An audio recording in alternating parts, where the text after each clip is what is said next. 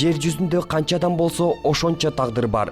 Дегенин бири өз уулунун жанын кыйса, экинчиси балага жетпей зарыгып жүрөт. Кейси акчасын кайда жумшаарын билбей самандай сапырса, 10 сомго зар болуп эртеден кечке кезерип, ачка жүргөн адамдар андан көп. Айтор адамдын айласын кетирген тоготпос тагдырдан айланып өтө албайсың.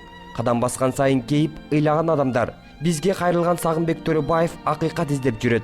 Айтымында мындан 10 ай мурун анын 6 жаштагы жалгыз уулу Фирдавсты автоунаа коюп кеткен. Бирок айдоочу татыктуу жазасын ала элек ата окуяга токтолду.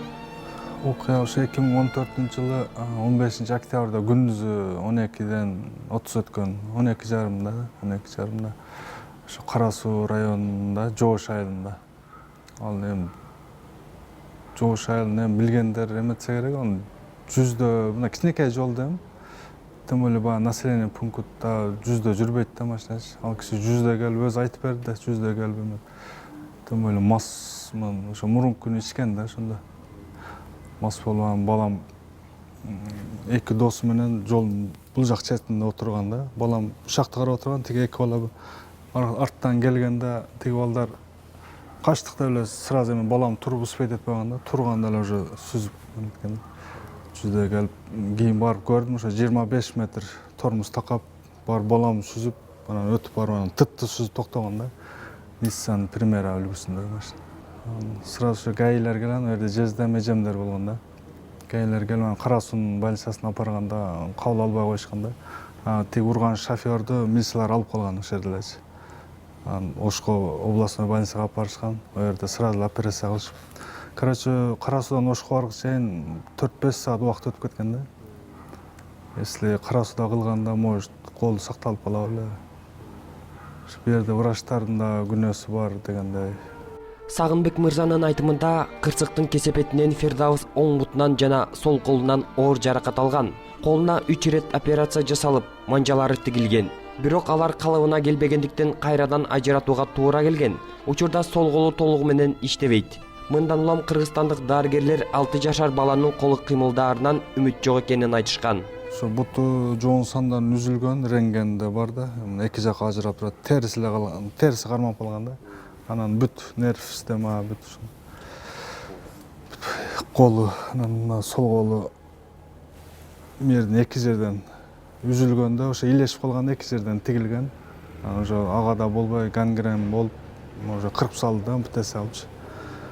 Ошо күндөнгө сол вообще кийичине болуп эметип калды. 10 ай болду. Андан кийин ошо мага ургандан 2 күндөн кийин айтышты эжемдер. Мен ошо атам как раз ооруп, атам менен эметтим. Андан бир где-то 15-20 күндөй эле мурун келген болчумун да Россиядан.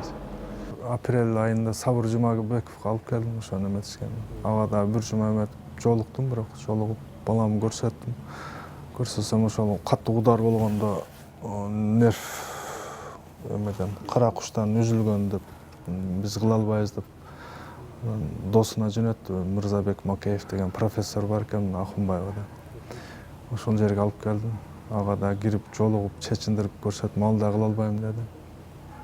Анан Кортекс деген немеге жөнөттү. Неврология атайын бөлүм бар экен, ошо Наташа деген кыз. Ошого кирип эмесин көрсөтсөк, ал дагы эме жок деди да. Эчтеке нервтер бүт өлгөн. Бирок баары биз ойлогондой эмес. Чыкпаган жандан үзүлбөгөн үмүт демекчи. Балким уулумду бутунан тургузуп бере турган адам табылып калат чыгар деген Төрөбаев чет мамлекеттик дарыгерлерге баланын анализ сүрөттөрүн жөнөтүп жакшы кабар уккан. Андыктан азыр Фирдавстын операциясына 80 000 евро керек экен. Ал үчүн ата президенттен тартып депутаттарга чейин кат жөнөтүп жардам сураган. Бирок алардан канааттандырарлык жооп келген эмес. Айласы кеткенден кийин Орусияда иштеген эжесинин үйүн сатыкка коюшкан. Бирок ал дагы өтпөй турат экен. Мунун баарын түшүнүп, билип турган уулу атасына минтип айткан. 1,5 ай мурун эртең менен туруп, ата сизди кыйнадым дейт. Ушундан көрө өлүп калсам жакшы эле дейт. Кой балам деп эптеп аракет кылып эметебиз. Ошо дарыга да акча таппай калдым да, ошону сезип эметет да. Азыр Новосибирскте ошо эжеме тыштап келдим, карап турасың. Азыр ошо операцияга даярдап атабыз да, дары-дармак. Эң кымбат дарысын 11 300 алып, эжем алып бериптир. Эң арзаны 2 000 2100 dedi окшойт. Буюрса ошо октябрга даярдап атабыз да. Германияда иштеген досторум барып сүйлөшүп эметишти. Ошо 80 000 еврого иштетип бергенге мүмкүнчүлүк бар деп айтышты да. Ошо колун иштетип көрөшүп протез салынат экен. Азыркы эмелер этке кошуп көрсөткөн да. Кыймылдатып беребиз. Жабырлануучу тарап жол кырсыгына Ош шаарынын 54 жаштагы тургуну Шамшидин Каратаев күнөөлүү экенин айтат. Ал ушул убакка чейин дары-дармекке жардам бермек тургай бир дагы жолу басып келген эмес. Айтымында бул боюнча кылмыш иши 4 айдан кийин ачылган. Тергөө дагы акыйкатсыз жүрүп, май айында Ош облустук сотунун судьялары айдоочуну күнөөлүү деп таап, 3 жылга эркинен ажыратып, 200 000 сом айып пул салган. Ушул күнгө чейин 6 жолу сот болду. Акыркы сот 26 майда болду. Майда өзүм катыштым, баламы алып кирип эметип. Чечиндирип сотторго эмесем, даже карап койгон жок да. Россияда негизинен ит уруп кетсең дагы камаласың да. Ошо балам ит жерип да көрүшпөдү да.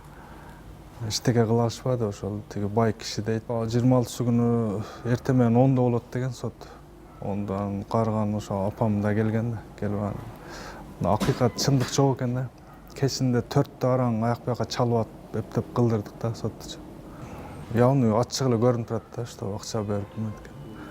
Ошо элтер тиги урган кишиден интервью алабыз деп бербей койду, интервью аялына да эметпей койду. Бул кырсык деп эле сүйлөп эметип коюшту. Ошо Марлис деген прокурорго чалдым да. Ошо балама дары эмет керек болду. Ошо 200 000 кандай өндүрүп бербейсиң, ошо биз бирөөнүн колуна, бирөөнүн чөнтөгүнө кол сала албайбыз. Короче, алып бере албай калышты ошол. Ошондой эле Төрөбаев бул иш боюнча жогорку сотко да кайрылганын айтып, эгер ал жактан дагы адилет чечим чыкпаса, күнөөлүү айдоочуну өзүм жазалоого мажбур болом деп кетти.